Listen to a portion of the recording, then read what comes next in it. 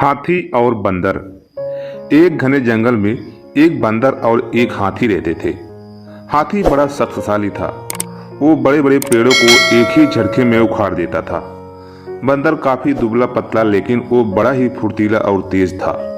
दिन भर बंदर जंगल के पेड़ों पर उछल कूद करता रहता था। बंदर और हाथी दोनों को ही अपने गुणों पर बड़ा ही घमंड था। दोनों ही एक दूसरे से खुद को ज्यादा अच्छा मानते थे। इस वजह से दोनों में हमेशा बहस होती रहती थी। उसी जंगल में एक उल्लू भी रहता था, जो अक्सर बंदर और हाथी की हरकतें देखता था। वह उन दोनों को लड़ाई झगड़े से परेशान हो गया था। एक दिन उस उल्लू ने उन दोनों से कहा, जिस तरह तुम दोनों लड़ते हो, इससे कोई फैसला नहीं होने वाला है। तुम दोनों एक प्रतियोगिता के जरिए आसानी से यह फैसला कर सकते हो कि तुम दोनों में से सबसे शक्तिशाली कौन है। बंदर और हाथी दोनों को उल्लू की बात अच्छी लगी। दोनों ने फिर एक साथ पूछा, इस प्रतियोगिता में क्या करना होगा। उल्लू ने कहा, इस जंगल को पार करने पर एक दूसरा जंगल आता है, जहां पर एक काफी पुराना पेड़ है, जिस पर एक सोने का फल लगा हुआ है। तुम दोनों में से उस सोने के फल को जो पहले लाएगा, वह ही इस प्रतियोगिता का विजेता बनेगा और असल मायने में सबसे शक्तिशाली कहलाएगा। उल्लू की बात सुनते ही बंदर और हाथी बिना कुछ सोचे समझे दूसरे जंगल की तरफ निकले। बंदर ने अपनी फुर्तीला दिखाने शुरू की।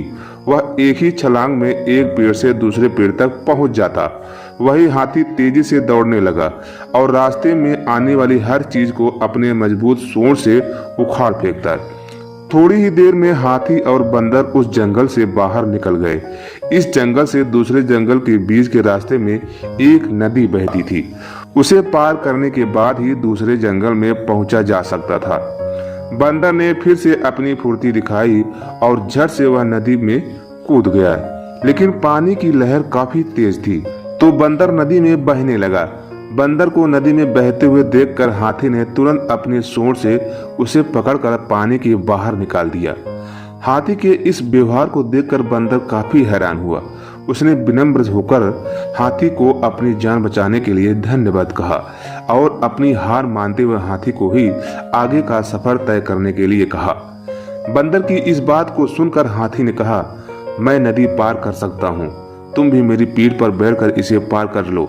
बंदर हाथी की बात मान गया और वह हाथी की पीठ पर बैठ गया। इस तरह दोनों ने नदी पार कर ली और दूसरी जगह पहुंच गए। फिर दोनों ने मिलकर सोने के लगे हुए फल वाले पेड़ को भी खोज निकाला। सबसे पहले हाथी ने अपनी सूंड से उस पेड़ को गिराना चाहा, लेकिन वह पेड़ काफी मजबूत था। हाथी के प्रहार से वो पेड़ नहीं उखड़ा। फिर हाथी ने निराश होकर कहा, मैं अब यह फल नहीं तोड़ सकता हूँ। बंदर बोला, चलो मैं भी एक बार कोशिश करके देखता हूँ। बंदर फुर्ती से उस पेड़ पर चढ़ने लगा और उस डाली पर पहुंच गया जहां पर सोने का फल लगा हुआ था। उसने वह फल तोड़ लिया और पेड़ के नीचे उतर गया। उसके बाद दोनों वापस नदी पार करके अपने जंगल लौट आए और उल्लू को वह सोने का फल दे दिया। फल पाने के बाद उल्लू जैसे ही उस प्रतियोगिता के लिए विजेता का नाम बोला, वैसे ही बंदर और हाथी ने मिलकर उसकी बात को रोक दिया। दोनों ने एक साथ कहा, उल्लू दादा, अब हमें विजेता का नाम जानने की आवश्यकता नहीं है। इस प्रतियोगिता को हम दोनों ने मिलकर पूरा किया है। हमें यह समझ में आ गया है कि हर किसी का गुण अपने आप में अलग और खास होता है। हमने यह भी फैसला किया है कि आगे से अब हम कभी भी इस बात पर बहस भी नहीं करेंगे और मित्र की तरह इस जंगल में रहेंगे। उल्लू को बंदर और हाथी की बात सुनकर काफी खुशी हुई। उसने दोनों से कहा, मैं तुम्हें यही समझाना चाहता था कि सभी एक दूसरे से अलग होते हैं। अलग अलग गुण और शक्तियां ही हमें एक दूसरे की मदद करने के लिए काबिल बनाती है। साथ ही हर किसी की अपनी कमजोरियां भी होती है, इसलिए एक दूसरे के साथ मिलकर रहना ही सबसे अच्छा होता है। उसी दिन से हाथी और बंदर दोनों मित्र हो गए और वह जंगल में खुशी खुशी रहने लगे।